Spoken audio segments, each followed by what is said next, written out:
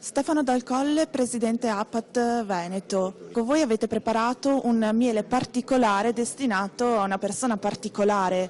Sì, ad una persona speciale, Papa Francesco. Noi in pratica abbiamo chiesto un'udienza al Papa, nell'occasione portare questo particolare tipo di miele.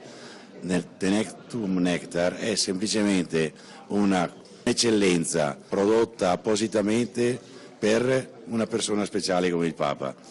Sono pochissime le confezioni che si potranno ricavare da questo tipo particolare di alveare, che viene denominato Arca, e già l'immagine che accompagna la confezione, il vasetto, sta a dimostrare appunto l'importanza che abbiamo del dono, non solo verso il Papa, ma perché poi faremo appunto una raccolta di miele per gli indigenti, e l'importanza del gruppo, dell'associazione a livello locale, a livello territoriale come in questo caso del Veneto, e a livello nazionale, perché poi l'udienza dal Papa è stata richiesta come incontro con tutti gli apicoltori italiani.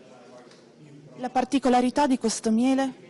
Il particolare di questo miele è che non c'è assolutamente alcun intervento dell'uomo, dell'apicoltore, nella costruzione dei favi.